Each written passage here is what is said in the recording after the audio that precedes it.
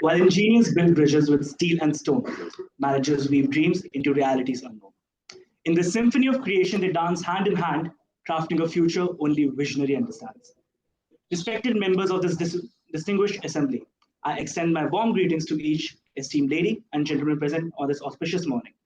I, on behalf of Amity Education Group, heartily welcome you all to the International Conference on Emerging Technology Trends in Engineering and Management, ICETTEM 2023, at Singapore campus. We are truly honored to have you all here today. This conference stands as a permanent convergence, bringing together distinguished scholars, researchers, industry professionals, and practitioners. The theme of today's event is Sustainable New Age Technologies Aligned to Business 5.0. Before I continue, let's have a huge round of applause for our guests and distinguished.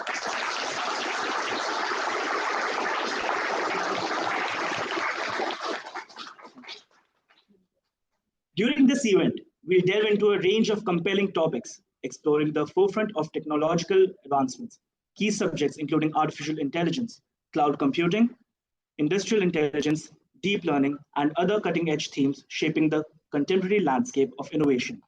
Our aim is to provide insights into the latest developments and trends, fostering a dynamic environment for exchanging ideas and knowledge. The diverse array of topics will not only illustrate the current state of technology, but also provide a glimpse into the future, offering attendees a unique opportunity to engage with the understanding the transformative power of these emerging fields. Let us all take a moment to express cordial reverence to our founder president, Dr. Ashok K. Chauhan sir, for his visionary leadership, our Chancellor, Dr. Atul Chauhan sir, and Dr. Aseem Chauhan sir, for their guidance and motivation, our Group Vice Chancellor, Amity University Professor, Dr. Gurinder Singh sir, for consistently demonstrating unwavering confidence in our abilities and fostering our growth on a daily basis. Now, I would like to invite Mr. Mohit, Head of Quality Assurance and Compliance, MIT Global Institute, Singapore, to the dais for his welcome address.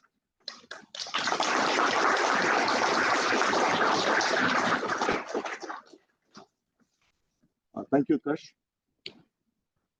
On behalf of Amity Global Institute Singapore, I heartily welcome you all to this conference. It's a matter of great honor and a personal privilege for me to have the presence of Dr. Gurinder Singh, Group Vice Chancellor of Amity Universities, all the invited guests and dignitaries, and most of all you students. So I welcome you all to this Amity Universe. Now I use the word Amity Universe very specifically because that is what we believe in Amity. Just like the universe, we also have the ambition to keep growing. And this conference, I can see that it will help in the growth of knowledge because I believe all of you have worked hard with your research papers. So I can see this as a welcome meeting to share the knowledge that you have acquired, the experience you've gained in Singapore. Yesterday, I had the great honor to share some thoughts with Dr. Gurinder Singh.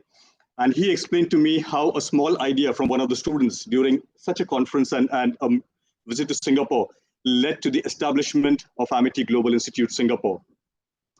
So that one small idea that came up a few years ago has led to this day where we are all sitting in this beautiful campus of Amity Global Institute and growing the knowledge, the collective knowledge of each and every one of us. And I hope that this conference allows you to express yourselves, to share your experiences, and in future, contribute to more such wonderful things. I'm also delighted to share with you that Amity Global Institute is growing as well. And hopefully next year when we have a similar conference, we would be hosting this conference in our brand new campus that we are setting up, that is currently under renovation on Orchard Road. And I would want to welcome all of you again to Singapore to come and experience the new campus as well. But finally, I wouldn't take much time, but on behalf of everyone at Amity Global Institute Singapore and Amity Universe, I welcome you all to this conference, and I hope you have a wonderful time experiencing the hard work of all our students. So thank you so much. Thanks for coming.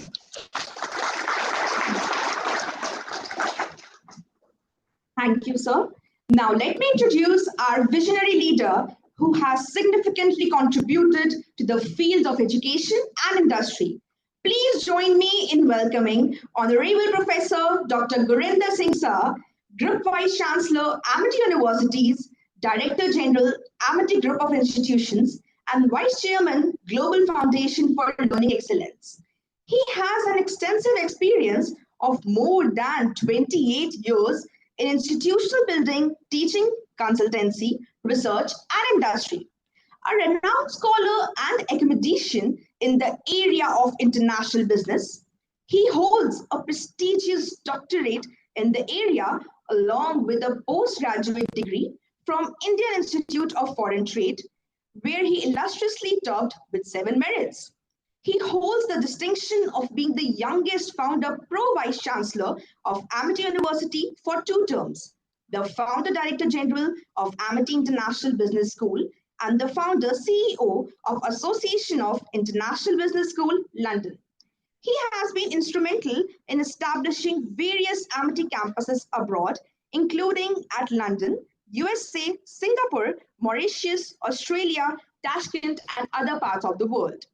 He has spoken at various international forums, which includes prestigious $1 million roundtable conference at Harvard Business School, New York University, Massachusetts Institute of Technology, Thunderbird Business School, University of Leeds, Loughborough Business School, Coventry Business School, Rennes Business School, Essex University, University of Berkeley, California State University, NUS, MIT, UMAS, Lowell, Brunel, Northampton, RMIT, Swinburne, Edge Universal Conference, Addis Ababa, QS Apple Conference, Teesside, Northumbria, Middlesex, Birmingham, Gannon, Deakin, Canberra, Cincinnati, Cuton, Queensland, Queens Mary, Babson, NTU, NTHU, Taiwan, and many more. He has received more than 25 international and national awards and has graced a host of talk shows on various TV channels as well. He is a mesmerizing orator and has the rare ability of touching the human soul. He is internationally recognized as a known professor in the area of management and is known in the field of academics as an institution builder, a writer, professor, distinguished academician, a top class trainer, international business expert, and the champion of the hearts of students. Please, sir.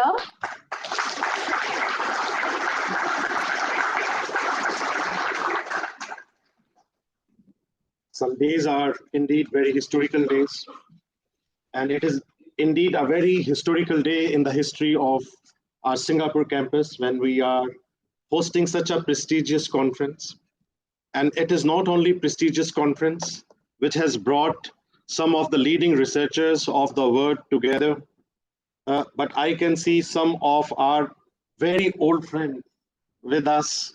And on behalf of our founder, Dr. Chauhan, who's a great visionary leader, who is watching all of you online, and on behalf of our both chancellors, Dr. Asim Chauhan, who is so ably leading this campus, and Dr. Atul Chauhan, who is our president and is leading the entire foundation, all trustees who are watching you online. We have got now 16 campuses worldwide, so 16 director generals and 12 vice chancellors, and on my own behalf as a group vice chancellor of the entire group. It's such a pleasure to welcome all of you. Give a huge applause to all those who are present. Let me acknowledge personally the contribution of each of our friends who is present here, besides large number of researchers who have joined us from across the globe. Ms. Mandy Mock, who's a great friend of ours. What should I say about her? She is not only a visionary leader to whom the entire world's respect. She was the CEO of the QS Asia. And during her tenure, I remember hosting a lot of things together. We are friends from last many decades. And she was so ably giving the direction to the QS leadership. QS is one of the leading agencies of the world who rank universities. And I think Ms. Mandy's role in the QS will always be remembered for decades, the way she was able to organize various events.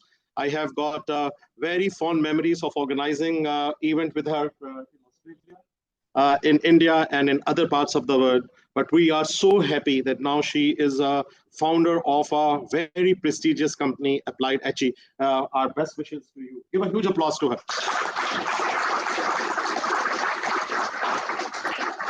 In the morning, I was talking with Dr. Asim Chauhan, who's the chancellor and is looking after the Singapore campus so ably. And he was talking very high about all those who are present and is sending his good wishes.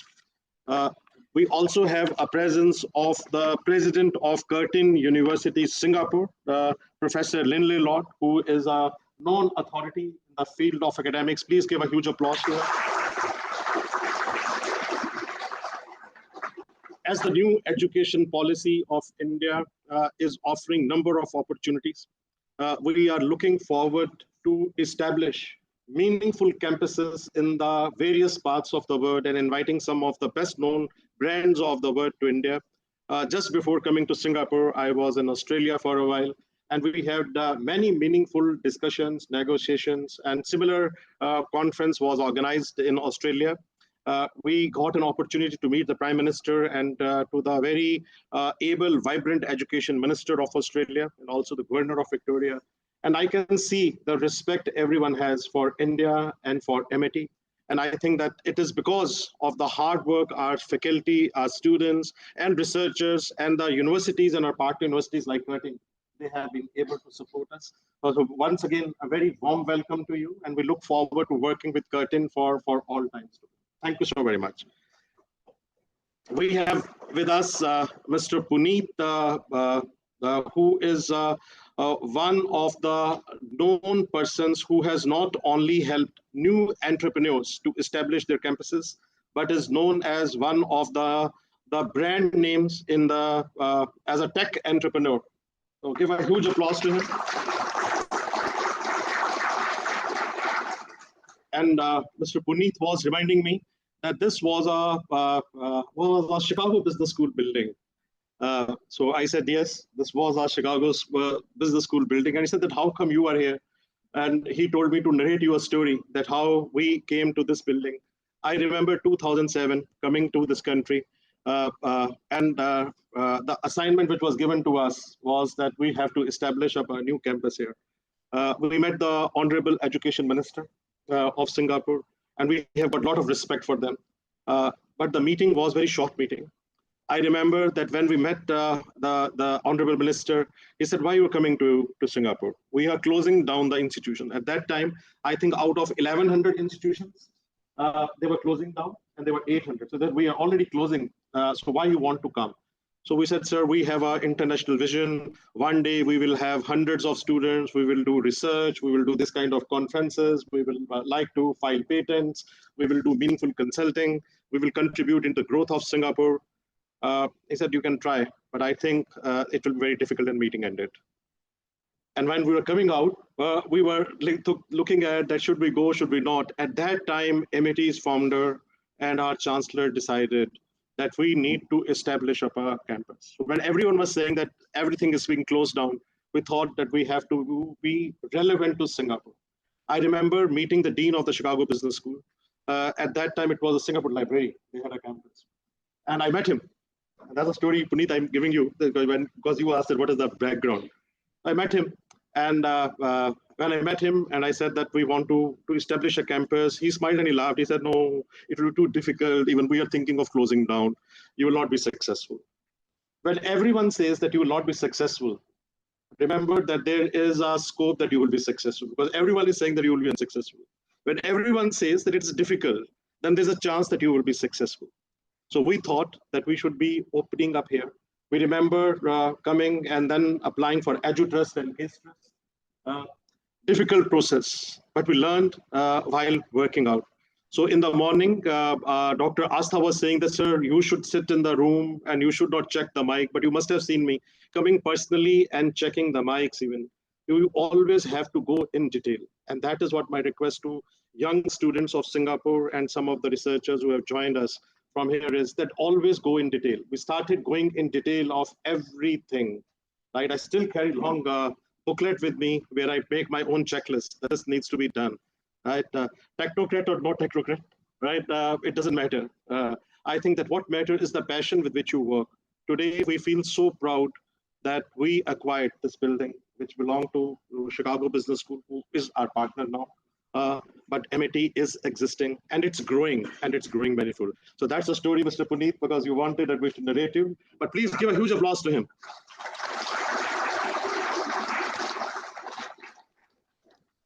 We have got Jean, who's a versatile CFO, having covered the breadth of the banking business. I think banking is very, very important. One thing which we are bringing on the table to every country we are going. And yesterday, while I was talking to the students, we are trying to create the largest internship and apprenticeship program of the world. We are trying to build that we should have a strength to fulfill the dreams of the students wherever they want to work in the world, whether they want to go to Europe, they want to go to Singapore, they want to go to Australia, they want to go to Canada, they want to go to America. And with that passion, Dr. Chauhan, who's your founder, he tried that we should be able to create a network of the universities and network with the industry, that we should be able to provide that kind of experience. And when we look at the latest rankings, Wendy, you will be very happy that in the latest QS ranking, the previous organization, when they were ranking this year, they ranked MIT above all IITs, above all universities in terms of internationalization. They ranked us above all universities in terms of internationally sending the students abroad and welcoming the students from abroad to India. I was in Australia and I was so happy when 300 students from Monash were offered to us that why don't you train them in India and they should be able to work with the leading industries. And that is what we are trying to do, and we request you, if you can sometime come and can speak to our students, can offer some good internship opportunities, can offer them the training on the job. But give a huge applause to Ms. Jean, who is here and who is helping us. We have got Srinivasan, who is again a great leader, a learning journey of Srinivasan. Mr. Srinivasan is that he strongly believes in his 8 I principles: insight, influence, involve, impact, inspire, institutionalize, introspect, and inclusive. He was the president of the global head of finance of Olam International, which is again a $47 billion company. And I'm sure that with his coming and with his supporting our campus, we will have much more to do in all times to come. A huge applause to him, please. We have with us Ms. Kevin Phun from the Center of Responsible Tourism, Singapore. We know that Singapore is a great country. The greatest culture which Singapore has given to the world is that whatever they do in the excellent way.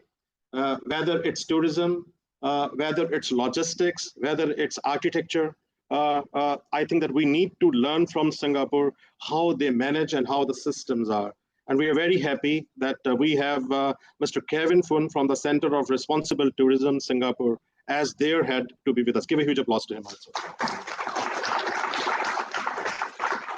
This is a conference. This was our promise to the Prime Minister of Singapore, that if we will come to Singapore, we are going to create an institution which is research-based. We are going to create an institution which will contribute to the growth of Singapore.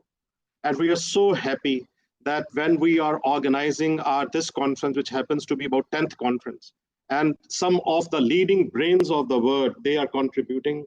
Springer is sponsoring this conference, and the shortlisted articles, research articles, which will be presented, will be a part of the Scopus indexed Springer book, which has a very high impact. So that is a present which we're giving to Singapore in terms of research. We have collaborated with the Case Center UK, one of the largest organizations of the world, to create meaningful cases, not only in Asia or in UK, but whichever country we go. We did similar exercise in Australia last week. we're doing in Singapore, where I think that more than 100 cases, Dr. Asta and Dr. Dr. Bhaskar was telling me they are being presented. We are creating a happiness center in our Singapore campus, and one of the leading companies of the world, our systems, is sponsoring, because we feel that after COVID, one thing which is most important is to bring back the smiles in the life of our students. They should be happy wherever they are, and that is the objective for which Dr. Chauhan has lived his entire life, a living legend, who after spending more than 3 decades in Europe, came back to Asia to give world-class institutions. So all of us, as the founding members of MIT family, we want that at the end of the day, the students from Singapore, students from Australia, students in USA, students in the various parts of the world, if they are studying, they should also enjoy their journey of excellence. We want to contribute in their life. And that's the reason we are not only focusing on degrees, but we want that along with the degrees, they should have wonderful career. When the graduates of MIT, they should go out of their campus, they should be confident. When the graduates of MIT, they should go out, they should not feel lonely. When the graduates of MIT, they should come out of their campuses, they should have that kind of confidence that the whole world is going to welcome. And that's the reason that we keep on organizing such conferences. Tomorrow, we will be inaugurating various initiatives, which includes the initiative with the Case Center to develop 100 cases on the Singapore economy. Tomorrow, we will also be inaugurating the initiatives which will bring the smiles on the faces of the students. We'd like to contribute. We would like to work with the Singaporean universities and many foreign universities together. We are creating the largest partnership with some of the leading universities of the world. Today, MIT has got a partnership with more than 500 universities, but we want that there should be free transfer of credits.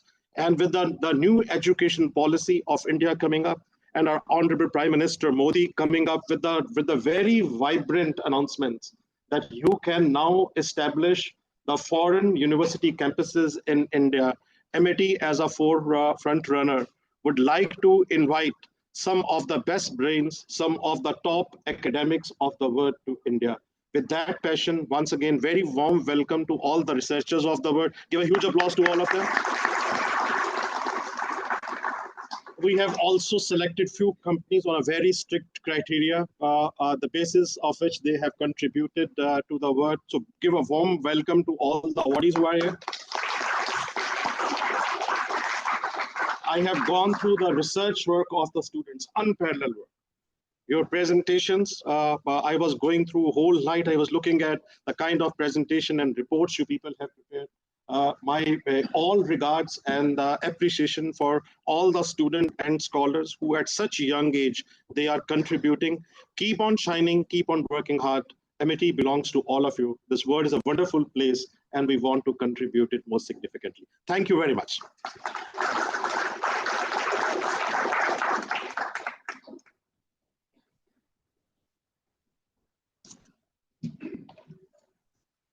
Thank you so much for your illuminating words, sir. Let us now commence the conference. Our first distinguished speaker for the day is Mr. Srinivasan Venkata Padmanathan, Chairman, Vifa Robotics, Singapore. Mr. Padmanathan brings over 34 years of leadership experience, demonstrating exceptional expertise in business development and overseeing the growth of diverse business verticals across regions. His comprehensive skill set spans ideation, system, and process implementation, value creation, and the formulation of strategic business partnerships. Mr. Srinivasan's outstanding contributions have earned him accolades such as Asia's Greatest CFO Award for 2 consecutive years, bestowed by Asia One magazine, and the Excellence in Crisis Management Award from CFO Innovation Asia in 2015. He is also a member of the Institute of Chartered Accountants of India and an associate member of the Institute of Cost and Works Accountants of India. Mr. Srinivasan is currently serving as a board member of the Management Development Institute of Singapore, Governing Council, Chairman of the External Relations Committee of the Singapore Indian Fine Arts Society, and member of the Audit, Risk and Compliance Committee of the Singapore Institute of Directors. So without further ado, I invite Mr. Srivastava upon the dais with a huge round of applause. Please.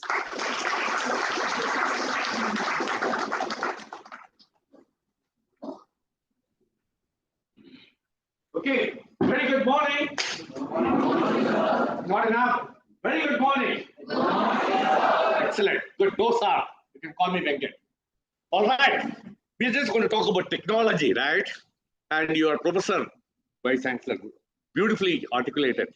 At his level, how much attention to details is given.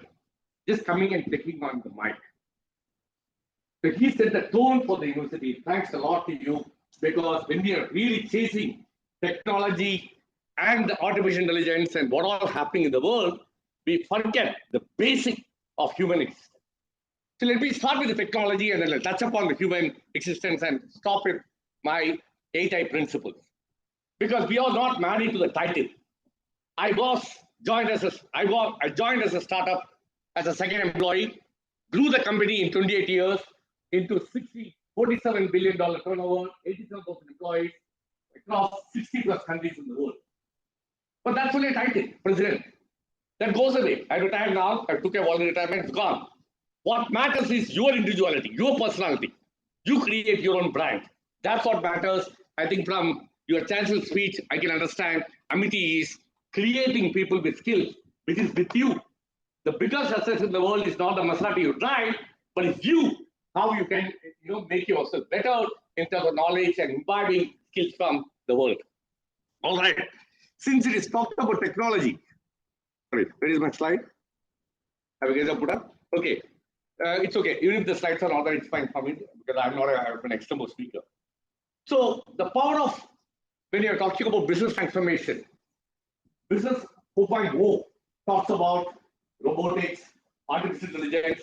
We're talking about machine learning, etc. As you know today, your competition is not the youngsters from you. It is not the youngsters. It is not the world is a competition. The machines are becoming your competitor now. Am I right? Because you know that IBM Watson can replace 100 lawyers, 100 days of work in a couple of hours. Then why am I studying? Why should I go to college? Because as you all know, there is a left brain and right brain. For physical exercise and physical body fitting, we go and do exercise in the gym, right? Similarly, for your mental exercise, you need to have the logical brain. You need to study. The skills are required. But skills are only at entry level. When I recruit my campus, I always look at your qualification is just forget it because you enter the company, that's all. Now you earn your right to be here and grow, right? So for that, it could be valuable. But don't only get married to the technical and skill sets which you're learning. Just start building on your right brain skills, which is called intuition, empathy and emotional intelligence, etc. Very, very important. So when you talk about this artificial intelligence and machine learning improvement today, they already tracked. There is a driverless cars and everything else based on information which is already available in some form and manner. But the day when the machines can go and feel for themselves, like the humans are feeling, research is going on, then there will be machines learning from themselves and overtaking us in some form and manner. For you in that world, for you to be relevant and important, it is very, very important that how as a you can be taking decisions based on that. Because when you go in the ladder, it's only the initial stages you need the technical skills. As you grow the ladder, there are enough consultants and everybody come and present to you. It is a question of your judgment. Your ability to make judgments on the field is very, very important. For that judgment, you can only get by gaining experiences across the globe. So this is what I'm talking about, the business 4.0. We're going through this journey now. Now we're getting into business 4.5, 5.0. But when you look at here, the cyber and physical existence become coexisting now.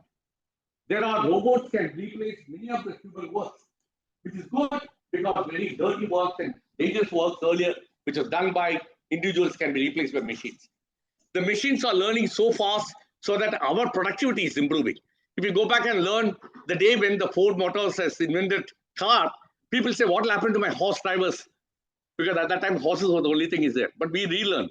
As an accountant, I learned from the books, the ledger books. When the computer was invented, people said, what will happen to accountants? We survived. There are CFOs thriving, right?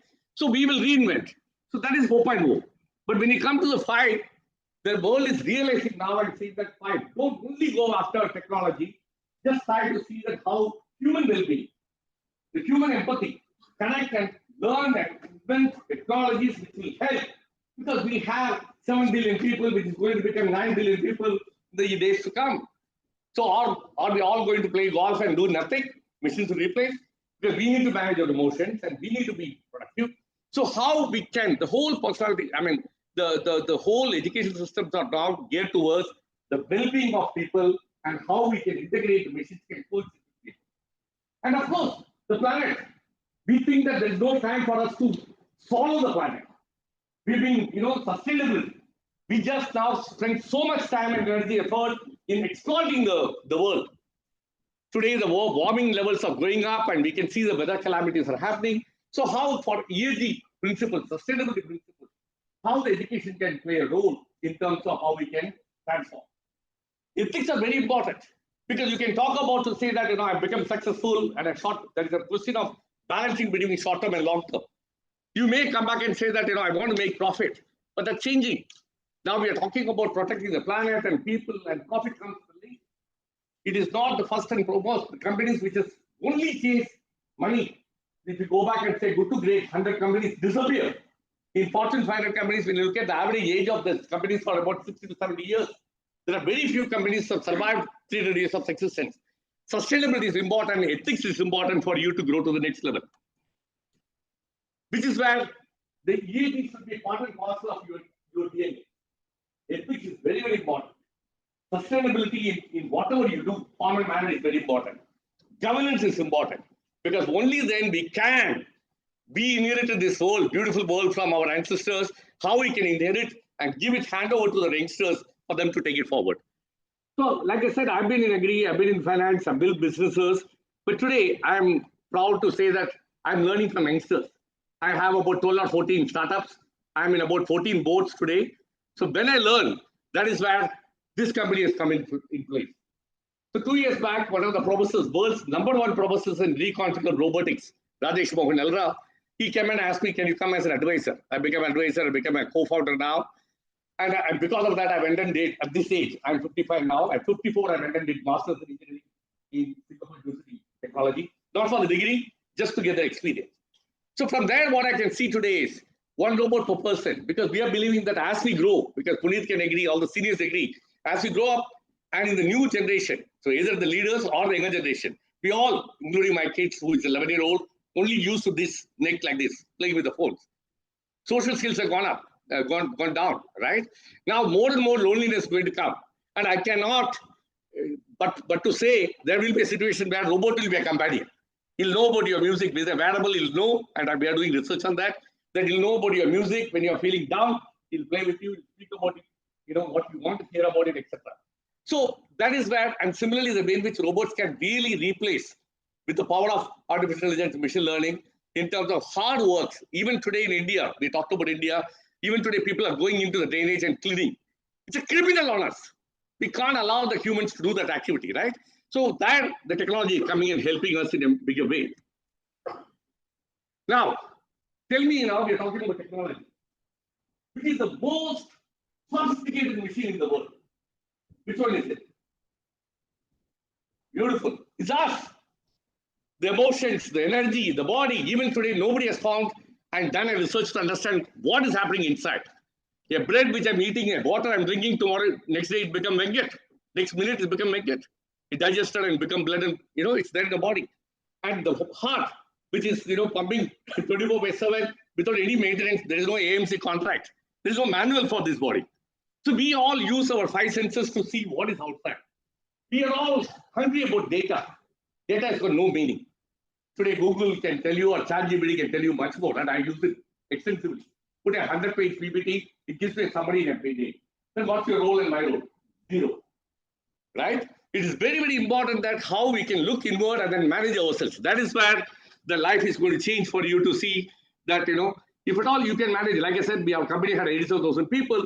Easy to manage 87,000 people. But the most difficult person to manage in this world is you. I say I get up at 4 in the morning, I sleep. Am I right? I said, I will do this, but I won't do it. The most difficult guy. And this is where the chat's also going on. Hey, did I do well? Did I speak well? Cribbing and etc. If I can manage myself, I can manage the world, right? Which is where I just want to stop with this, my concluding comment on my 8A principle. It's about 14 years back, it has come to me, and it's my own invention, because I said, and this I practice, I thought that will be very valuable for you to take home value every day evening. When I go to the bed, I look at my hand like a TV. So just play through the day what has happened. And this is what I practiced in my company and ask my people. If you are sending me any messages, if I can't, the subject on my phone, if it is not calling me like a dating, please open the mail, forget it. If I can't get the content in that page, for me, what you're trying to communicate, the concise form, forget it. That mail goes to junk mail. Because the world has got no time, everybody has got a minute of attention to capture. So that is the first and foremost thing, it's called insight. Please look at your life and see that in a day when you go back in the evening and reflect how insightful I am, what insight I've taken, what the water like sponge is absorbing, what I absorb for today. First and foremost thing. Now with that insight, you can go to your chairman or you go to the company and go back and say, this is what the insight I've developed. But they're not going to hear you. Unless you get involved. You're not a consultant, you're not a Bain and BCG consultant. You have to get involved. The moment you get involved, that means put your heart and soul in everything and anything you do. Just don't do it for the sake of money. If you're studying for the sake of money, forget it. The moment that the work become alive, the passion drives you, that will change you. That's the first thing is in terms of getting involved, how you can really make a difference. The third is very important is you have to influence. Even for a simple dating with a girlfriend or to get a job. Life is full of sales, right? I need to sell. Puneet will tell you how it's important. That means I should be able to communicate and influence and make a change in the person's behavior. And if I create and influence somebody and able to make a change, it's not good enough. The world is not going to give you freebie unless you create an impact. So what I'm trying to say, at the end of the day, you have to just reflect, am I better than yesterday by a millimeter, or even a small micromillimeter? You're not competing with anybody else, you are competing with yourself. Is it clear? Clear? If you do that, if you create impact, you can't sit on it because you're not a single soul James Bond. You have to inspire by telling the stories. Like your chairman today, Vice Chancellor has talked about the story. What inspired him and what that small idea from a student which is transformed into the community. The more you inspire, more you tell storytelling. Story means we listen. Advice we don't listen. We don't like it. I know this. Stories will inspire, right? That's why we need motivational book. The more you inspire, you can institutionalize. But before institutionalizing any institution, it is very, very important. You need to be inclusive. It is not that everybody is James Bond, but everybody has got something to offer in this world. Especially a child has got something to offer. A handicapped person has something to offer. A person in Africa who is not being nourished, they have something to offer. You as a human being, you as a leader have to see how do I inclusive in building this institution for me to make an impact. That's all. The last and foremost thing is you need to take your time to introspect. Just reflect on your time to see that how the day is gone, have an impact on anybody else, have I hurt anybody. The more you introspect, you cannot be a plastic bottle in the sea. The waves 24/7, you're busy, but neither you're going to the deep water nor to the shore. Should not be the case. Just reflect on yourself and imbibe the values. Thank you so much. Have a great day.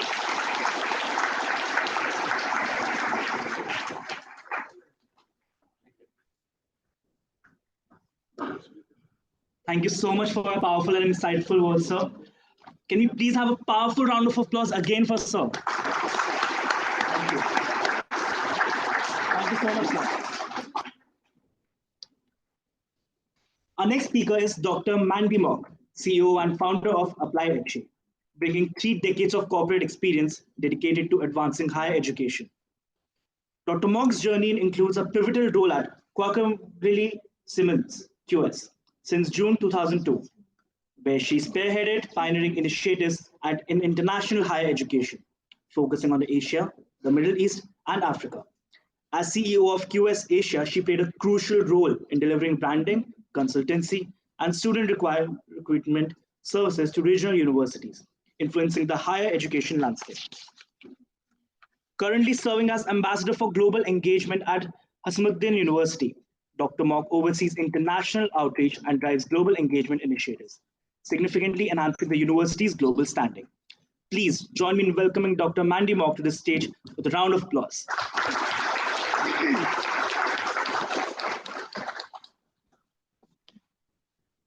Hello, everyone. Good morning, ladies and gentlemen, professors and students. My name is Mandy Mock, and I'm the CEO and founder of Applied HE. After almost 20 years with QS, I've decided to start Applied HE. So we are the latest addition in the higher education industry for rankings, ratings, and strategies for global branding.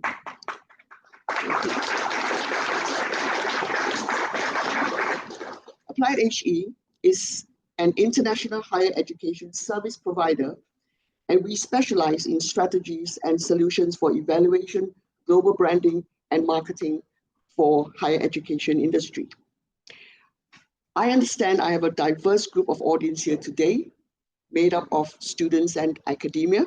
So my first part of the presentation is talking to you, the students, and the second part is for the academia and university strategists and administrators, people like him. Right, so today I want to talk about something very important. It's about connecting your school and the working world in a better way. Why is this important? Think of your school as a garden where young plants are taken care of. That will be you, the students, learning and growing. Then there's the big forest, that's the job market, where you need to go after school. So plants from the garden aren't ready. They won't do well in the forest, right? So we need to make sure you're ready to be the strong trees out there. Schools teach you lots of theory and how to think well. But the working world needs you to do things and solve problems quickly. So it is important to bring these two closer together. For starters, what you learn in school should be what you actually need in jobs. You should be great at your job right from the start. Basically, you should hit the ground running. Schools should work with companies to create courses that really prepare you for the real challenges out there. Also, getting real-world experience through things like internships is very helpful. It means you get to practice what you learn in class in real jobs, which is great for learning even more. And to make this happen smoothly, we've got some cool tools. Now I'm talking to the university strategists and administrators. So in line with today's event theme, which emphasizes the integration of technology into our daily operations, allow me to introduce the three musketeers, also affectionately known as the 3M. What is the 3M? It is a smart consulting strategy.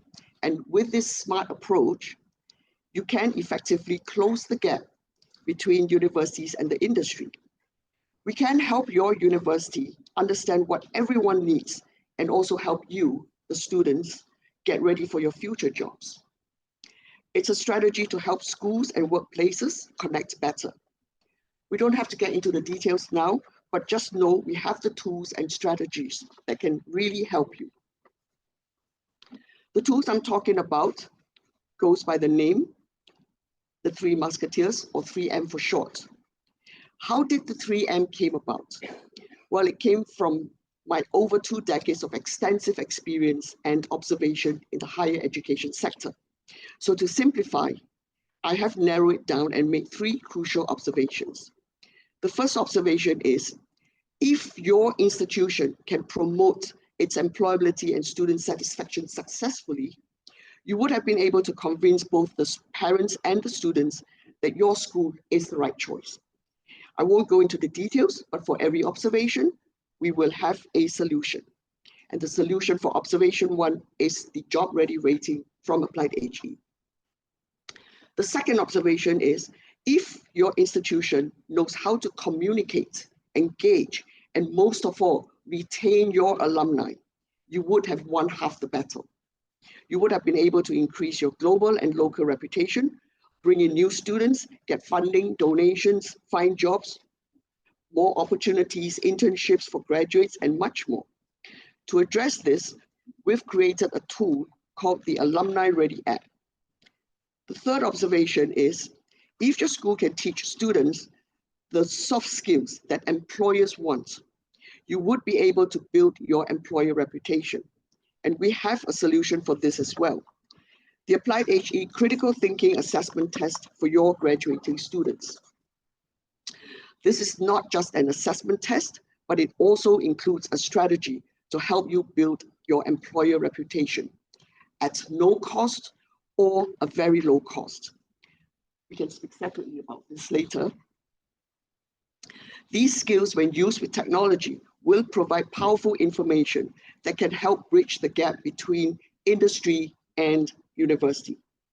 In addition, the 3M provides a radar-like approach to your institution's challenges, offering a complete solution for your past, present, and future issues. Universities can utilize these tools to gain profound insights into all stakeholders involved. They can evaluate how well their courses, teaching methods, and student preparedness match the needs of the professional world. We're at a point now where we have what we need to close the gap between studying and working, and it's something we can actually do, not just wish for. And we're not just offering help, we're improving the whole education and job world with creative technology. So to students, remember, you have an active role in this. It's a two-way road. Get involved with the resources given to you. Look for internships, get into real-world projects. Listen to industry pros, and always be eager to learn. Asking questions and being curious is what will help you find the path to your future jobs. In this digital age, we must be smart with data and insights in everything we do. And for the universities, it's not about getting another fancy tool. It's about boosting what you do so that your graduates don't just get jobs, they're great at it. So to wrap up my 10-minute talk, I'd like to emphasize that the link between schools and the working world isn't just a bonus, it's essential. It makes sure that learning and working go hand in hand, benefiting everyone. This teamwork with the right technology, knowledge, and strategy is key to a strong economy and a lively community. Thank you, everyone. Thank you for having me.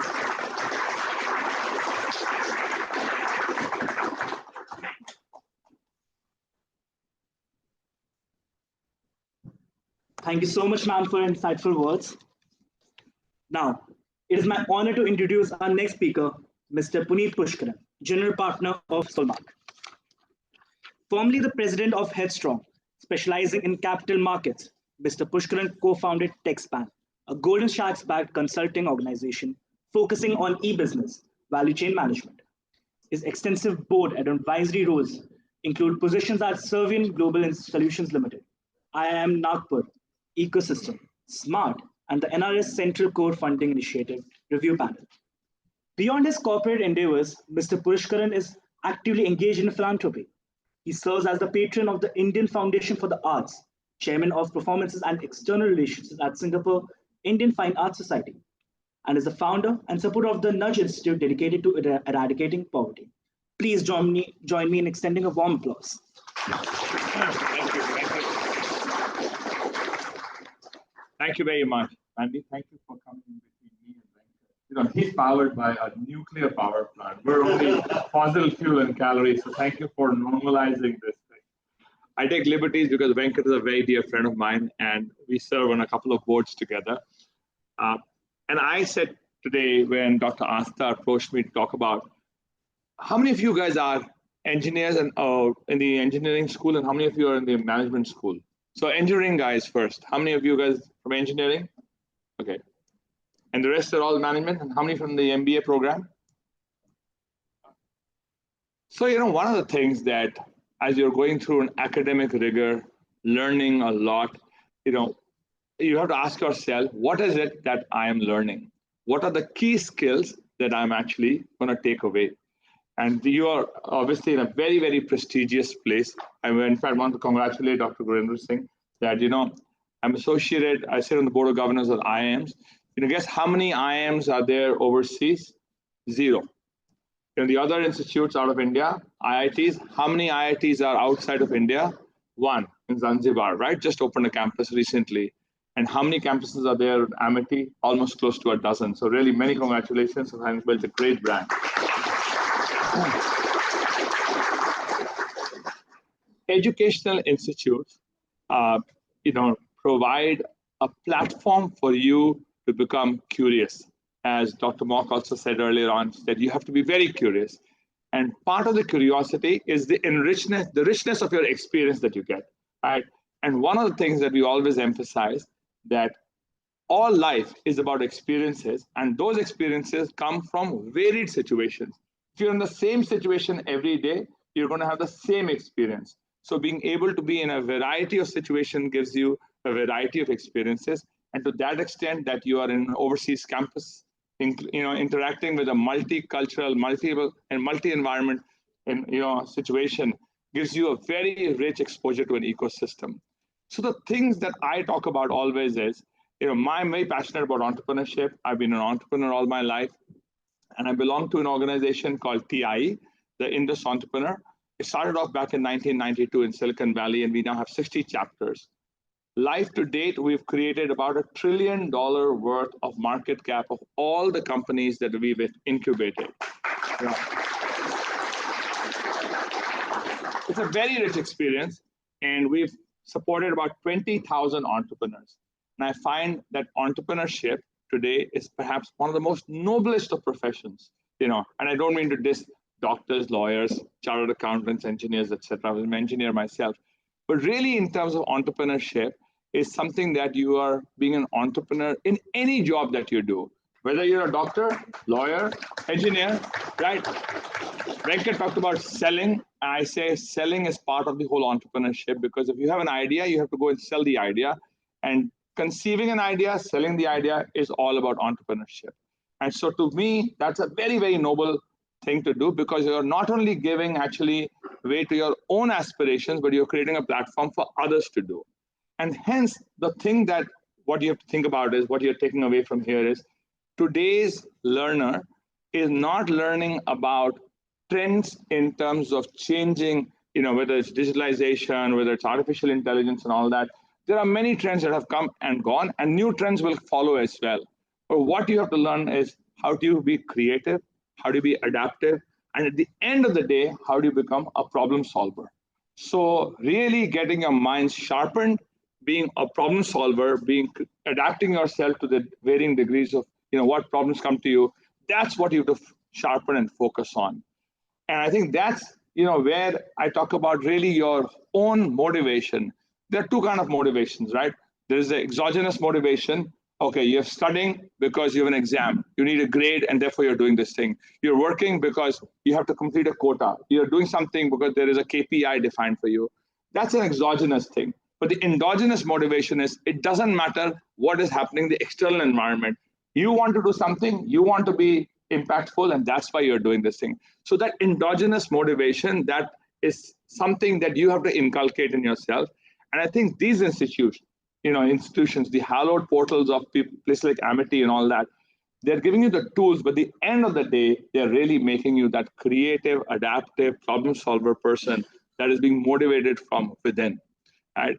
And I think, a lot of Dr. Singh's talked about, how detailed he is, and I think Venkat also talked about it. We used to always say, devil is in the detail. Actually, we modified that saying to now say, God resides in the details. So all of things that you do, ensure that there is a very impressive detailed thing that you do. 5% of life is ideation. 95% of that is execution. So remember that's what you've got to do, how to do this thing and learn. We've had many models of learning. We used to have a very descriptive model of learning before. Then, we had moved over to predictive models. Now we talk about all the artificial intelligence, etc., which is all the meta model of learning, where you're learning from your own learning. I don't know how many of you have read the life of Buddha, but what Gautam Buddha did was he went out and actually met lots of monks, learned from them, and then he retreated into the forest and eventually went to Bodh Gaya, and under the Bodhi tree, he reflected on his own learning. And that's what meta learning is. And then he achieved enlightenment. So that meta learning of learning from your own experiences, learning from what you've learned before and applying that constantly and applying it efficiently, by the way, right? We talked about a lot of things earlier on, and Venkat alluded to it, Dr. Mark alluded to it, that don't get waylaid in terms of details. I call it MAFA. MAFA stands for mistaking action for achievement.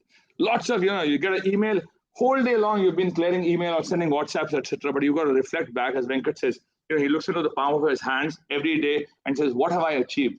That's what I call MAFA. So make sure that you are achieving something, not wasting your life away and only doing activities. I think those are the kind of things I would say, young minds, set your minds on fire, get to learn. There are two things, and I'll leave that with you in the end. There are two skills that you must have. One, tolerance for ambiguity, and the other is tolerance for frustration. Those two things, those vectors will come at you all through life, and how to negotiate with that, how to deal with that, that's what's going to make you a better leader. That's what's going to make you a better manager. That's what's going to make other people follow you, because there is a lot of uncertainty in life. And if you're able to navigate and show a leadership position that you're able to go through that, that's what's going to stand you apart. That's what employers, and we do a lot of employment. I run a private equity fund. We have large companies, some private, some public listed. So every year we hire at least about 15,000 people. And what we look for really is people who can navigate change. So good luck, all the best, very excited, for all of you. You guys are embarking on your careers, all the best, and really enjoy yourself, learn from any opportunity that presents to you. Thank you very much.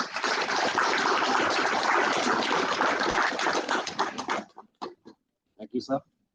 Now, let's turn our attention to our next honorable speaker, Professor Lindley Lord, who serves as the President and Pro-Vice Chancellor of Curtin Singapore. Professor Lindley is not only an accomplished educator and researcher, but also has been recognized with awards such as the Commonwealth Businesswoman Awards in 2015.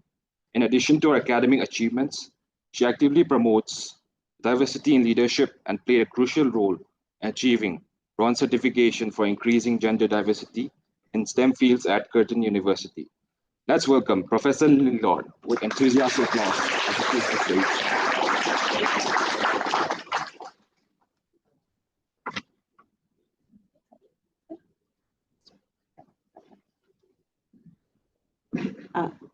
Well, it's now good afternoon, and thank you for having me here to speak with you today.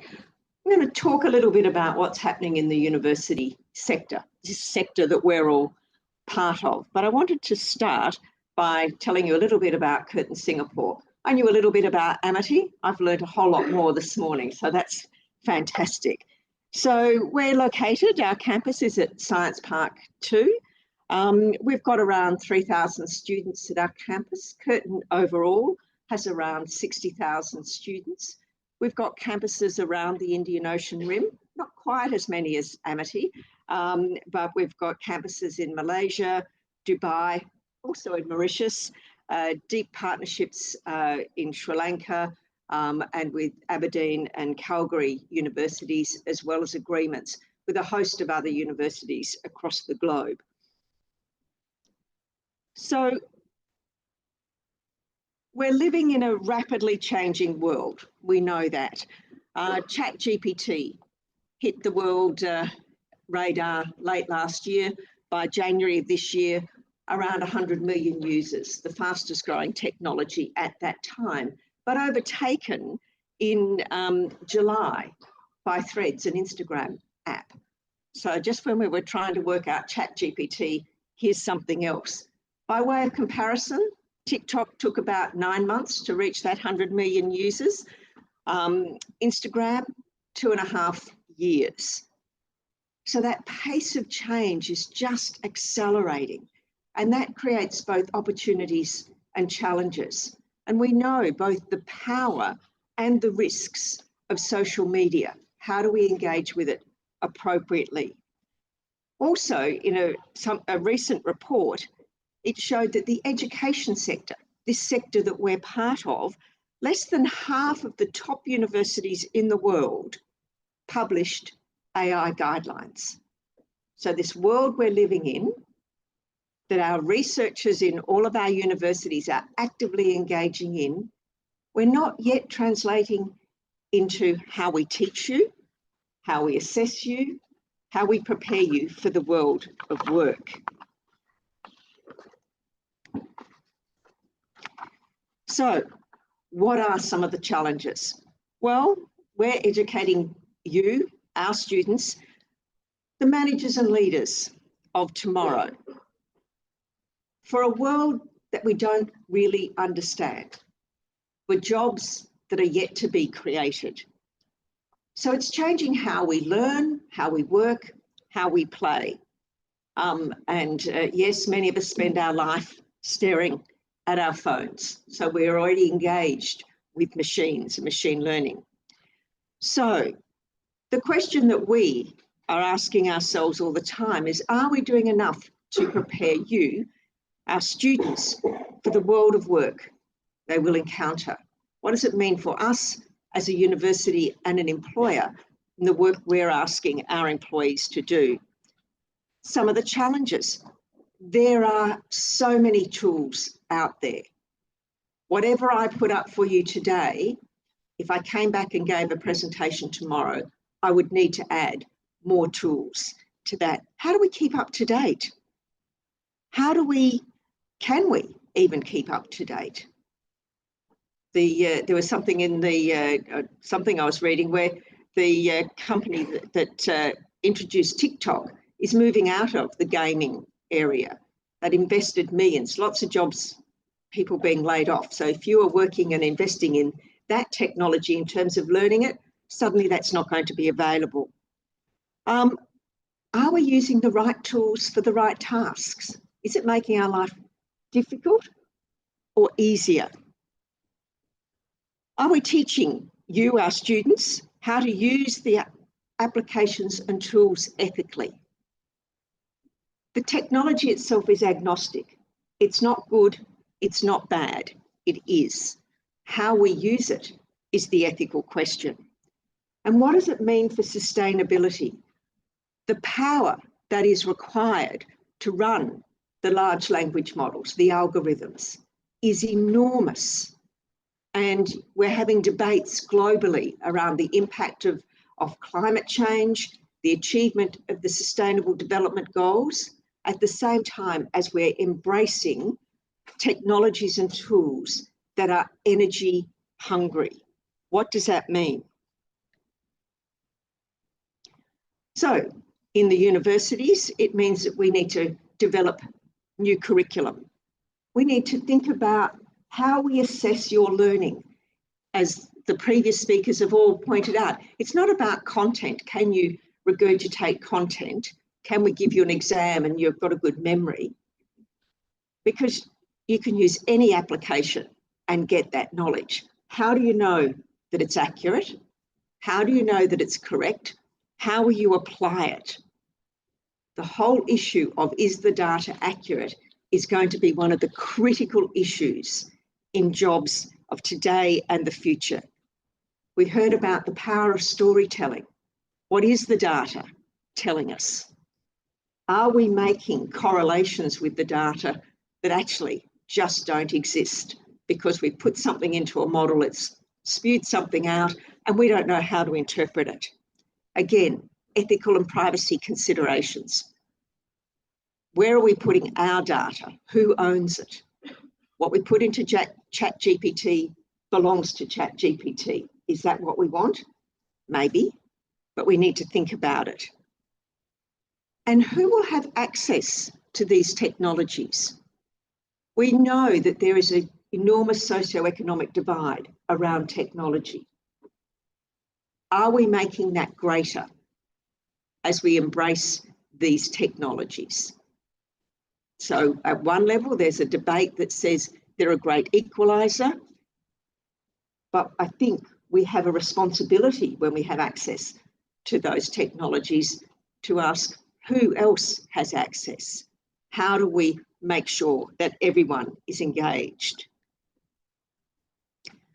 So in terms of where to finish this short presentation, the European Union has suggested that Industry 5.0 has the potential to provide, and I quote, a vision of industry that aims beyond efficiency and productivity as the sole goals, which was really Industry 4.0, and reinforces the role and contribution of industry to society, the difference you will make being in the workforce.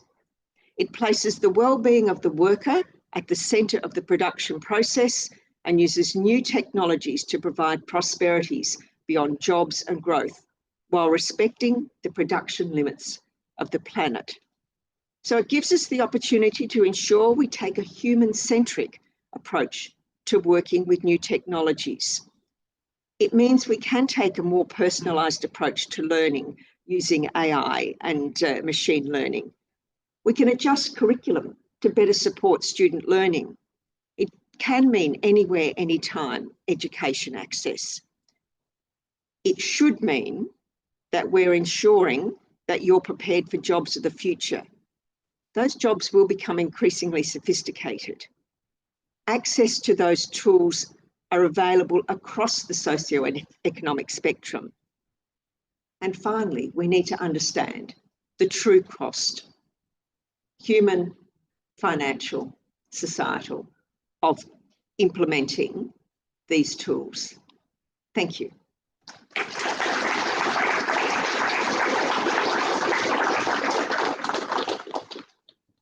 Thank you, ma'am. So it's my pleasure to introduce our esteemed speaker, Ms. Jean Fernandez, with a wealth of experience as a Chief Financial Officer, CFO. Ms. Fernandez specializes in transforming business through strategic financial management. Currently, she is at the forefront of establishing a digital banking franchise in Singapore, Malaysia, and Indonesia as the Group CFO of GXS, a joint venture between Grab and Singtel. Join me in giving her a warm round of applause.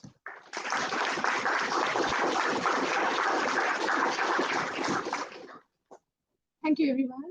Good afternoon. I stand here today. My name is Jean Fernandez. I'm the Group CFO of GXS. For those of you who don't know GXS, GXS is building digital banks in 3 markets, Singapore, Malaysia, and Indonesia. And it is powered by 2 major stalwarts in this industry, Grab, which many of you know, ride hailing and food delivery, and Singtel, which is your telecom company providing internet services and devices to access them. So I was listening to everything which was said here, and I was reflecting on the journey of GXS, and I found a great analogy. So we are less than 3 years old, and we are now at that point where we are sharpening our wings and ready to fly out and soar in the sky. Similar to where you guys are, where you are so excited about moving into that next chapter of your life as you gain the skills through Amity. And I was thinking to myself to say, how are you preparing for your journey of managing your own money, protecting your wealth, growing your wealth? And I looked around and I was wondering whether that is something you worry about. And I know that there, we don't have enough role models out there who actually encourage us to think about this early. So I just opened the newspaper recently and I found a very famous Bollywood star, 33 years old, who said, my finances are managed by my mother. And I was like, okay, at 33. And I felt a bit to say, did he not have the right exposure to right universities like Amity, which could have given him a lot of skill set as he went into his career? Or is he so busy in his career that banking is not top of his priority? But actually, I then realized that the fault doesn't lie with the individual. Actually, the fault lies with us banks. We make you come to us rather than we coming over to you. And that's what we want to be innovative in banking about. Imagine when you make a choice to whether to buy an iPhone or whether to order some food via Grab. You look at an app and it gives you choices based on where you're located, what are your past preferences, what is your demographic profile. Unfortunately, banks today don't do that. They usually offer you A or B. They don't personalize anything either according to where you are in your life, how old are you, where are you going for. And why do they not do that? They don't do that because they do not have information or what we call data on you. So here, as we innovate in banking, we want to use your day-to-day data to help you make better financial service choices. And the one way to do that is to embed banking into your day-to-day journey. So as you take a taxi with Grab, as you buy an iPhone from Singtel, as you buy your prepaid data plans from Singtel, as you order food, we want banking to follow you through. We don't want it to sit on the side where you go across and say, hey, should I pay for this via credit or via debit? Should I pay for this using my wallet or should I pay for this using my debit card?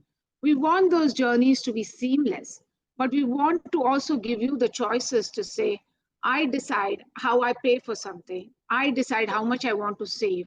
I decide how much I want to pay up for experience, all while I am doing that activity, rather than as a step back when I sit at home and say, okay, this is what I'm going to do for the next 1 week, next 1 month. And that's what we call the power of embedded banking. And that wouldn't be possible if we didn't have engineers like you guys thinking through data. Very often, thinking of data is left to sort of, oh, you have to be a data scientist, you have to be a data engineer. But actually, whether you are an engineer or an MBA, data should be forefront in what and how you think about any business, right? Without that ability to see what data you're collecting, what data you're processing, what data your customers are sharing with you voluntarily, and you would not be able to make those right strategic choices about how you grow your business. The other thing we in banking constantly worry is the fact that even today, there are a lot of people who are underserved by banks. And you kind of think, no, I can just walk around the street and open a bank account. Yeah, actually, opening a bank account is not that difficult. You even have child bank accounts today. I think it is getting the same level of service irrespective of the ticket size you have or irrespective of the credit history you have. So there are banks who will say if you have $5,000, you get 1% interest, but if you have $200,000, you get 3% interest. And you ask why? Why isn't it that my $5,000 is the same as the 200,000? Because it adds the same value. So there are disparities in terms of the rewards you get based on ticket size, which is one main area we're trying to eliminate, to say your ticket size shouldn't matter, shouldn't define the experience you have. The other thing is, as you grow and you go out and say, hey, I want to be that entrepreneur, Puneet explained that really well. Say, to start my entrepreneurial journey, I need a loan. I need a small loan to maybe secure a bit of a service. I need to buy a better laptop to do my online business. I need to pay some advance to do my Dropbox business. What you will incredibly find is banks saying, either if you don't have a steady source of income or you haven't taken a loan before, we are not sure we can give you a loan. And that's where, again, the power of data comes in. So I want to give you an example to say, we look at what individuals do on the Grab app, on the Singtel app to determine what is the size of loan we can give them, what is the price we can give them at, and what is the tenor we recommend for them. And as a result of that, we find that 1 in 3 customers whom we process are people who have never had access to loans before. And that is truly where we look at people like yourselves, people who are underserved by banks, for them to be enabled to grow their aspirations. So these are small innovations we are making in banking. We can't make all the innovations, but as I look at you thinking about your career and thinking about how you do next, what I would encourage you to really embrace areas which need to be disrupted, challenge conventions which need to have disappeared long ago, and think through analogies of how you would like something for you to be, to make it the same for what your customers would be. So I wish you all the best in your career, and I really thank you for the opportunity to having to address you.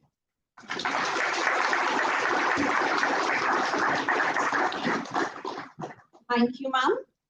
As the enlightening sessions of our distinguished speakers conclude, we eagerly anticipate the next segment, that is, the time to confer Amity Excellence Awards that honor innovation and outstanding contributions. The recipients stand as shining exemplars of our shared commitment to advancement and achievement, symbolizing the pinnacle of success.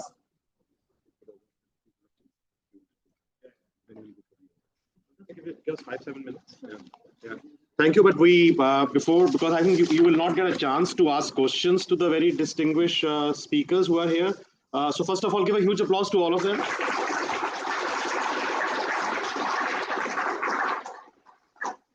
If you can help us in passing the mic. Before you came, what we did was that we had sent a poll of questions, and it has gone to our all campuses. We have got 16 foreign campuses now, and 12 universities in India, and about 64 institutions in India and abroad as such. So the students are coming up with questions, including from Singapore campus. So we have classified, we got a list of somewhere about 780 questions. Don't worry, we are not going to ask you 780. We have classified them into 4 parts. So we're going to ask you those questions so that you can reply those questions. And my very humble request to all of you would be that keep coming to MIT Singapore. I was discussing with Mr. Mohit Kamble, who's very ably leading our industry interaction and our quality procedures, that if you can be on the advisory board, so if you can confirm, that would be very nice. Especially to create new enterprises, offering internships, etc., would be a very big service to the students. Our first question is from MIT Noida, India, from where I think that we got somewhere about 85 questions in the same category, which I'm going to ask you, Mr. because it's related with enterprises. The question is that we've got a world-class incubator, which has got an award also as the best incubator of India. But here the students, her name is Ritu Khatirpal. She's doing engineering and is also doing a program at Babson. This is on the entrepreneurship. She says that I want to create my company. I don't have resources. Can you please tell me from where the resources should come? I've got a great idea. This is a 19-and-a-half-year-old girl, engineering, and doing a course in entrepreneurship. Over to you. I'd like to listen more from you. Thank you. Ritu, first and foremost, many congratulations on embarking on the road to entrepreneurship. Warren Buffett was once asked that what was the one single thing he regretted, and he said, I started investing at the age of 16, and I felt I was 16 years too late. So there's never, an age, and like you're starting at 19 and a half, many congratulations. One thing about entrepreneurship is that you're always going to be constrained for resources, and you always have to be innovative about that. I think, there are 4 elements, what I call the 4 C's of setting up any business. One, and the most important part, is capital. And of course, banks do a fantastic job. Banks like GSX that Jean talked about, they don't need a track record, they don't need a credit history, they don't need any of the traditional models by which young people got funded or young enterprises got funded. So capital is one thing. Second thing is ability to connect into an ecosystem. And there are many places. Reach out to your own seniors, to your alumni over here. I'm sure there are many mentors that you will be able to find. The third thing is the ability to have capability. You have an idea, but turning that idea into an enterprise requires a vast spectrum of capability. And again, there are lots of folks over here who can help you with it. And for coaching and mentorship, like I said earlier, there are, reach out. Don't be hesitant. Reach out for help. In the Bible, they say, seek and ye shall find. And I think, one thing, just be absolutely shameless about asking for help. The worst that can happen to you is a no. But you never know how many people are eager to help you because you're embarking upon a great journey. So good luck, all the best. And of course, I'd be very happy to help you. If there's anything I can do for you, I'd be very happy to do it. This is a question now, which is coming from MIT New York, where our students, they go in large numbers to do the 3 continent program. This is a program where the first part of the program is in their home country, the way Singapore or in India. The second part of the program is in London. Third part of the program is in USA. And the question is to Dr. Benny. And they are saying that we, and this is a question which is coming from, again, large number of students, about 54 of them. And they are saying that we want to take exposure abroad. We want to fly. And the most importantly, this was a student called Malvinder, right, who was asking a question, and he says that I want to do and take experience in the various countries, especially on the practical projects. What is your advice that how I can go to Europe, to other parts of the world, and can do the internships and can work practically? What is your advice? Because he, as a 20-year-old student, is finding it very difficult to go to the various places and find these opportunities. So what is your advice? Because I think that in your address, you spoke on internship experience, working very closely with the industry. And that's what we have been able to do. We brought these 110 amazing students from India, that they should come and they should take some experience in Singapore. And right now, at 9 different countries, our students are there. There are students who are in London, there are students who are in New York, there are students who are in Australia, there are students who are in Uzbekistan, there are students who are in France. We're trying that they should be able to understand how the world looks like, bring back that experience, energy, expertise, and then they should be able to create meaningful benches for them. But what is your view? What is your advice that if they're looking for internships, working for the various parts of the world, how they can find, and what is your advice? Thank you. Thank you. So I'm not from a university, but I can tell you, you can go to all the various departments, of course, according to your discipline, and ask the person who's in charge of internationalization to get you connected with internships, overseas internships, exchanges, joint student mobility, etc. That's within the university. But on our side, and we are busy buildings, and we're pretty new, so we're almost getting there, not quite ready. We do have a website called appliedhefuture.com. It works just like Facebook, but this is curated specifically for the higher education sector. And also we have the Alumni Ready app that I mentioned, that you should join that group or that website using that app. How that works is most universities, they think that just by sending a few emails to their alumni, once or twice a year, that's communicating with them. Now that is absolutely a big no. So we have an app that connects, enables the university to connect with their alumni, at the same time connecting with other people's alumni as well. So we are opening up the network for alumni. At the end of the day, we want everybody to speak to everybody. So imagine if a university wants to promote or introduce the lifelong courses. Alumni grow every day, every year.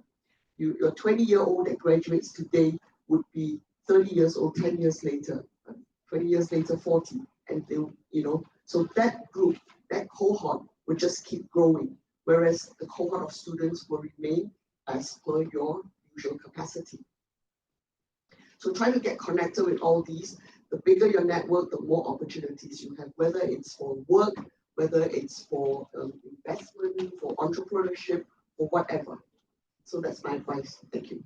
Thank you. And I think that's the power of alumni, and that's the reason that tomorrow you will have your alumni talking to you, and that's what we are trying to create. But thank you so very much. Maybe that we will utilize your app. We'll come back after this discussion we are meeting, and I will see that where the synergy is. We have got Ms. Jean Fernandez, who has got a very good experience, and I would request her if she can also give her thoughts on the same question. I just wanted to add to say, as you choose a company for internship, don't only go by a company which is already a big brand today. And Venkat talked about, starting with a company which is zero and is today 47 billion. So where they are today is not a reflection of where they are tomorrow. right? Of course, we all want to, and I would love to do internships with all the big brands in the world, but I would really encourage you to say, as you select your internship, think about what role they are going to offer you and how that will help you in learning. The biggest part at this time of your life is to acquire skills and to acquire experiences. So companies which disproportionately do that are typically the smaller companies because they're able to give you time, they have lesser people, and therefore they are able to, leverage and maximize your potential. So that's one tip I had to say. Think about internships not by the name of the company, but by the role they are offering you. Absolutely. I think that's brilliant answer. We will come to now the president of Singapore. This question is from Singapore campus, by the way. Dr. Ishwamurthy, who's the provost, and Mr. Leon, who also ably lead the Singapore campus. They did a poll, and they are coming out with this question. And the question is just one-liner. It is skills versus degrees. Which is more important? What is your message? Well, as a Pro-Vice Chancellor and President, I have to say degrees are by far the most important. I think it's both. I think we're still in that transition phase where going out to employers, they want to see some evidence that you have the ability to engage in long-term learning, which is what a degree qualification gives you, and a depth and breadth of learning. But it is around lifelong learning. So it's not that, well, I've now got my engineering degree or my MBA and I don't need to worry anymore, because that knowledge is so rapidly changing. So it's around keeping up with the skills. So I think it is both. It has to be that both are really important, and that the degrees that we are teaching you have to include the skills that you're going to need. They're no longer, we're not a knowledge factory anymore. We're very different to that. Thank you. Skills are very important, but at the... This is a question that we often get asked, and you also are probably thinking about this, and many of you guys are thinking about it. So I just want to do a plug in here, because for universities, Ronald Reagan said, trust but verify. And really what is happening is institutions, by offering degrees, is putting a base foundation, and that allows employers of tomorrow to understand that your foundational skills are there for that you to build other life lessons on. So foundational skills are given by universities, life lessons and experiences add vertical stacks on top of that. So all of you who are pursuing degrees, and I would say what she said, that please do that. There is no substitute for that, and these two are not mutually exclusive. So continue to build skills on top of your degrees, and degrees offer you an alumni, a brand, a pedigree, a track record, etc. So they're very, very important too. So don't dismiss that. I know many of these Khan academies and others, when they came about, people said, oh, I can now learn and I don't have to go to schools, colleges, and universities. I think we have not yet reached that model today. Yeah. So thank you. And here's the last question. It's a very important question, which is, I think, that every student has asked. So we have from Dubai campus, similar question coming in. We have from Calcutta campus, the same question coming in. So we have classified it in very simple terms, and I will ask Mr. Nivasan, and then everyone can add in. We have got three leading entrepreneurs who have created their companies, very successful, have been mentors, you three. We have got an academic leader, president of a university. We have got a CFO. We have got someone here who's leading industry interaction, quality control. I think all of them are very successful people. But the student who is 18 years, 19, 20, 21, right? So who's studying, they have got a dream. They want to be successful. And there is always a tussle. Should they pick up a job or should they become an entrepreneur? And to become an entrepreneur, all of them, they want to understand that what are those 5 points on which they need to concentrate. This is one part of the question. And the second part of the question is that there is a tussle. If someone is getting a job offer, which most of them they get, right? Should they go for a job or should they try their hands on the new project where they're not very sure whether they will be successful or whether they will be not?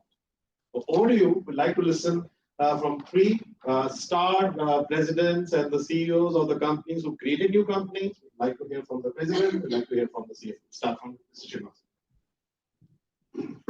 Call me Venkat, that's fine.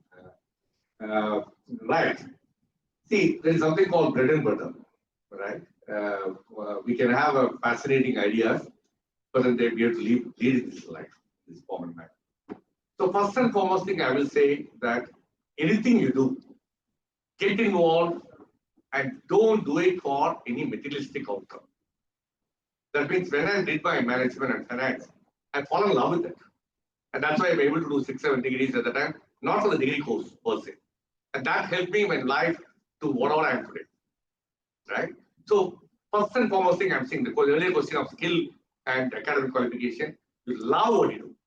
Imbibe the qualities, not the degree for the sake of certificate. Second, I will try to say that whether it's entrepreneurship or employment, anything you do, you put a mountain there, try to climb the Everest. You may die by climbing in somewhere, some small hill, but you should aim for the ultimate.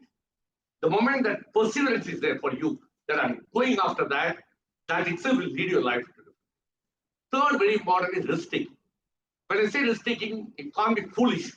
I can climb from the, jump from a hill, top of the hill. That's foolish. So you need to have a safety net always. So jump with caution. So when I say jump with caution, the question of when you have a job and an entrepreneurship, if I'm in your place, because my life is 80 years, so I don't need to immediate gratification. Everything I need to do tomorrow's basis. Life is there ahead of me. Go for that experience in a corporate world. If it is very attractive, learn it, and then also build. Like when I joined as a second employee, it is a startup, but we built it. So it is instead of I'm doing it with my own capital, I did it with somebody else, and today I'm able to do with my capital. There are many startups I'm breeding and growing. So there is nothing called it's this way or that way. The moment you start loving about it, you are able to do that and just go after that, and that's how it will help you. Lastly, the network card. Whomsoever you meet, build a lasting relationship. You don't just go for name cards or just exchange in social media contact. Somebody will stand for you. Somebody will look at you and say that what you're doing is not right.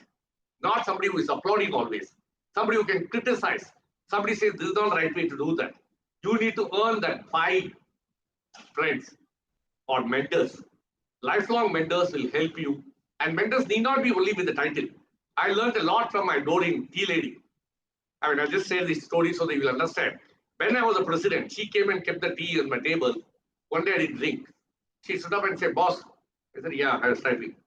Boss. I said, boss, can you look at me? I looked at her. I said, either you tell me the tea is not good, so I'll make it new good. Or you please say, I don't want the tea. Or you say half cup. But it is my dignity, I made the coffee, tea. I'm rephrasing the word. Please have it, otherwise I'll redo it. That is called dignity. As a president, I didn't have the guts to go and talk like that to my CEO. So we learn from everybody, anybody in the world. When you walk on the trees in the garden, you will see some tree which is really like a banyan tree. Other one will be a lean. They don't compare. They coexist for 30 years. But you and me compare. Don't be a frog in the well. We just say, oh, that guy got $1,000 more bonus, I didn't get it. If you at all you want to commit suicide, I tell people, at 30, 40, you say, I've not achieved. Don't compare. My colleagues will say, look at the Facebook founder at 30 years, he's a $40 million. Jump. If you want to compare, you compare somebody very higher. So the best thing to do is compare yourself, how you nourish yourself and how you grow. And the entrepreneurial skill set is what important rather than title. Even if an employer, Sundar Pichai, he is a great entrepreneur today, but he's an employer of Google, right? So that's what in summary I want to tell you. Thank you.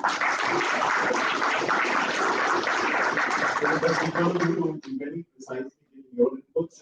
I'm sure that when you are creating your own enterprise, there were difficulties, there are difficulties, but we all overcome. But we'd like to hear very brief stories because as youngsters, they have got questions. Should they go for a job or should they try to experience a new venture? So what is your advice and your experiences? You must have committed mistakes and you are successful today, but when you are 20 or 21 year old, about to finish your engineering, your MBA, your BS, and trying to see what you need to do at that time, you need advice from someone senior. So very brief, your advice, your story, all of you. So I'm speaking to an 18-year-old. I think you should go out into the world, get a job. As Michael says, there is this thing called bread and butter. Unless you're from a very rich family, then yes, you can go and do your entrepreneurship and just keep making mistakes and learning and enjoying it. But not everybody is that privileged. So for those who are the 99%, I should say, you should get a job and keep, I'm not saying that you should job hop, but keep trying different jobs until you find the one that you have a passion for. Take myself, for example, I was with QS for 20 years. And that's where I found my passion. I found my network. I found a lot of mentors.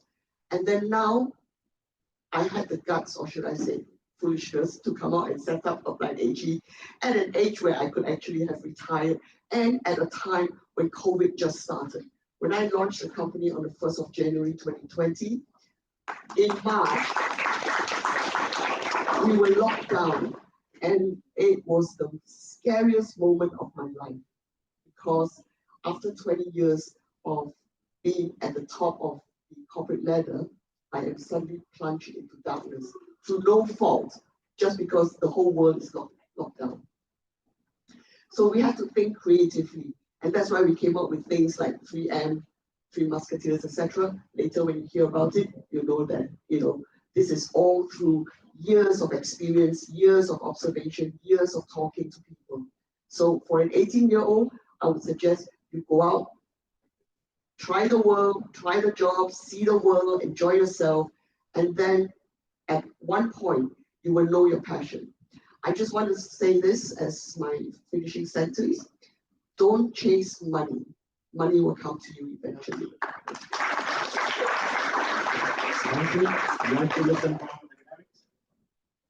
One of the things that many universities offer are programs for people with ideas.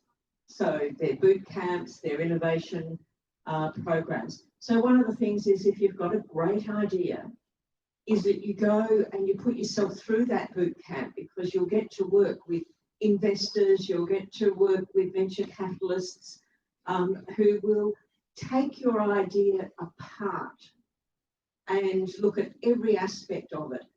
And if there's real merit in that, you may get that venture capital at 18 or 19.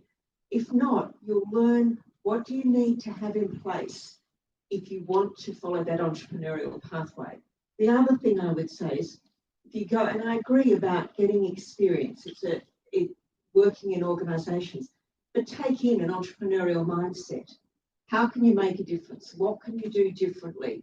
Doesn't mean that you go and tell the CEO on your first day how to run their company, but you're always looking at what are you learning? How can you apply that differently and test those ideas? So you can do both, and I'd encourage you to do that.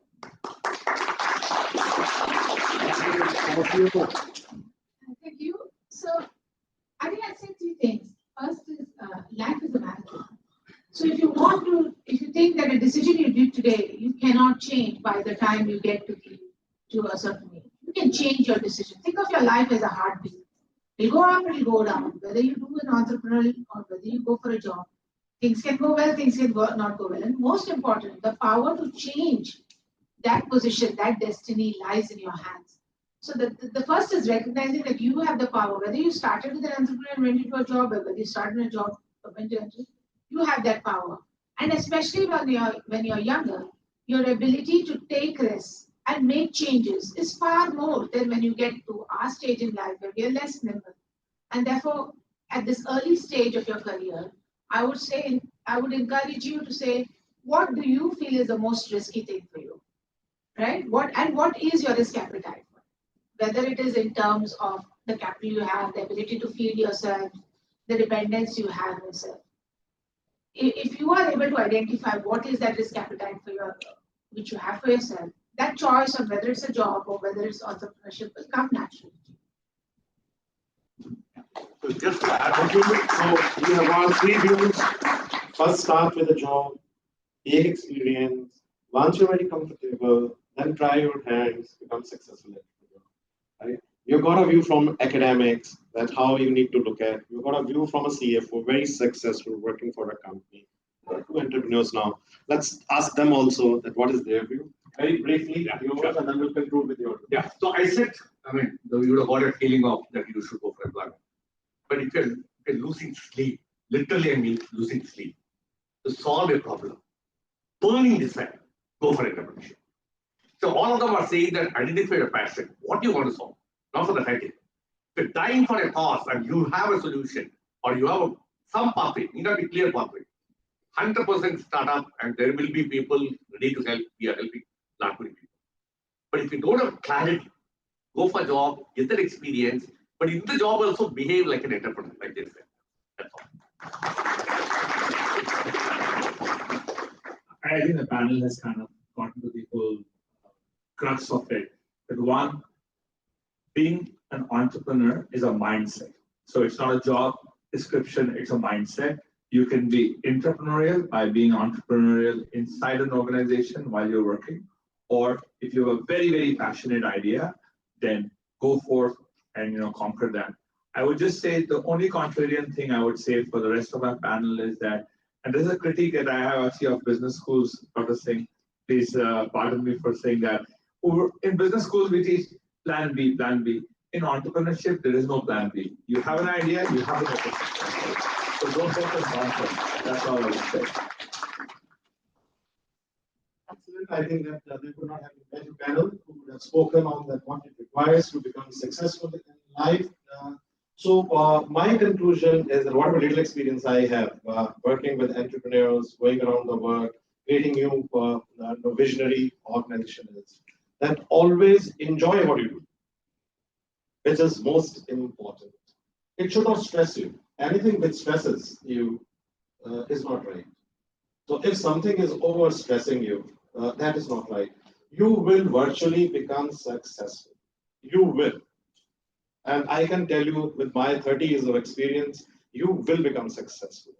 Right? You should have a passion. You should have energy. If you are dancing, then dance for that 3 minutes with passion. If you are speaking, then speak for those 3 minutes with passion. If you're working, then work with those 3 minutes with passion. And in the morning, we talked about detail. Life is not about regretting and crying. Life is not about saying that, well, this happened and then this went wrong. Life is all about experimenting. Experiment, explore.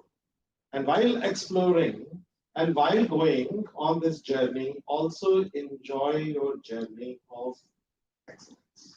So be happy. Always try to do something extraordinary. And MIT is always with you. You can keep coming to us. And we have got now today, we are inaugurating Industry Academic Advisory Council. And we would request all of them to be the first members of this council. If they agree, give a applause to all of them. And this is what MIT is trying to do under the leadership of our founder, chancellors, Dr. Singh Chauhan. Is very leading this campus.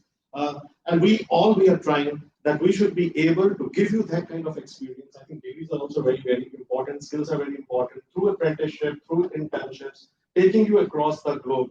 We want that at the end of the day, there has to be a smile on your face. There has to be a confidence in you.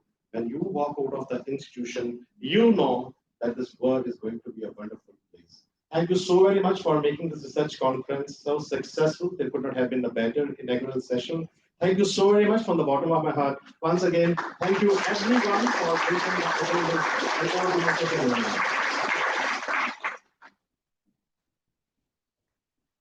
Thank you, sir. As the enlightening sessions of our distinguished speakers conclude, we eagerly anticipate our next segment, that is the time to confer Amity Excellence Awards that honor innovation and outstanding contributions. The recipients stand as shining exemplars of our shared commitment to advancement and achievement, symbolizing the pinnacle of success in their respective fields. Let us join in acknowledging their remarkable accomplishments with a celebration that befits their exceptional merit. For this, I have the distinct honor of inviting Honorable Professor Dr. Gurinder Singh Sir to please come and facilitate the distinguished speakers.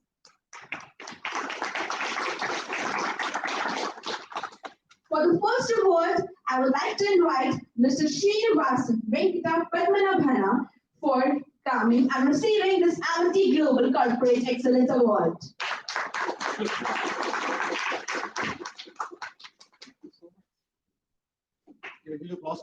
Please give a huge round of applause to sir.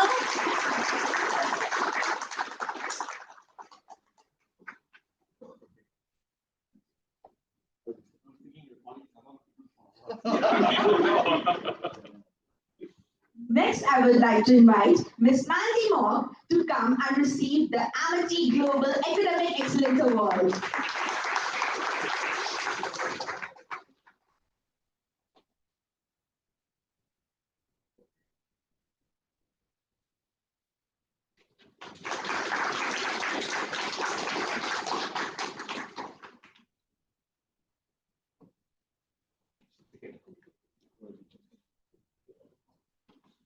Next, for the Amity Global Corporate Excellence Award, I would like to call upon the stage Mr. Puneet Pushkaran sir.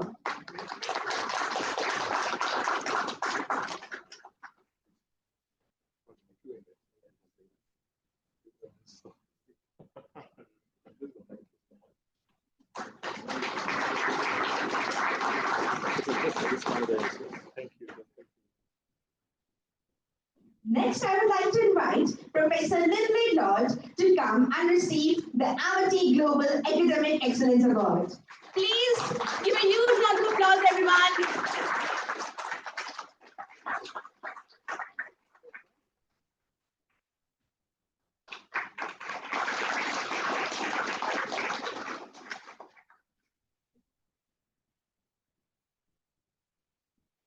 Next, for the Amity Global Corporate Excellence Award, I would like to call upon the stage Ms. Jean Fernandez.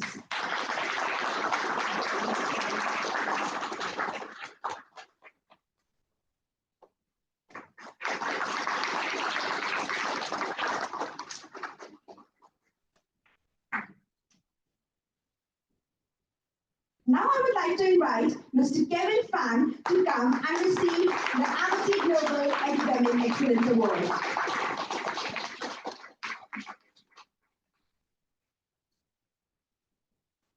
Professor Fan is seasoned sustainable tourism specialist since 2005, responds to the growing demand for formal expertise in responsible tourism in Southeast Asia. Recently elected to the board of the Asian Ecotourism Network, he actively engages in ecotourism projects in Singapore, Indonesia, and Timor-Leste, notably emphasizing the integration of cultural heritage with ecotourism. Recognized for his contributions, he executes high-level executive training for the UNWTO and imparts his expertise to organizations like the Mekong Institute and the Tourism Management Institute of Singapore. So without any further ado, please help me in inviting Professor Fan to the dais with a huge round of applause.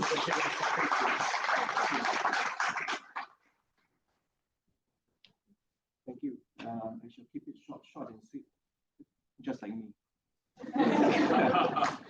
Sorry, I just came from a class. That's why I was late. You could see someone scrambling. You could see me looking for my seat. I finished my studies 24 years ago, but I won't tell you my age. It's always good to be with young people, and I just keep it short. When I was at your age, the same few questions that went through to my mind: what should I do? Shall I take a loan and start something new, or shall I work for someone? I think the advice from the panel of speakers is very true. And I wish you all the success in the world. The ones here who are not so young, we live in the future that you will all create, and we pretty much look forward to that future. Thank you.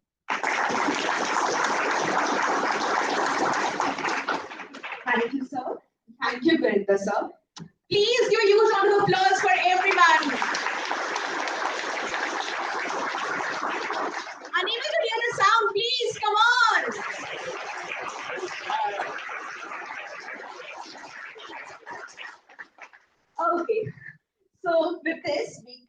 end of today's ceremony. I hope you must have enjoyed, right?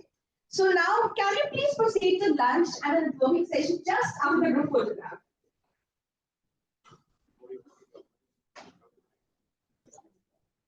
The students keep on sitting, and then we will come so that all of you can come in the photograph.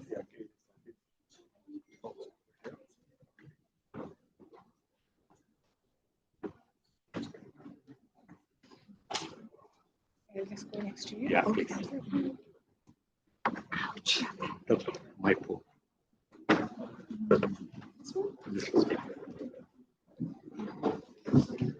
You can just help me. Yes. Please, I just did it. thank you. Yeah, I know. I was thinking that the opening is getting that.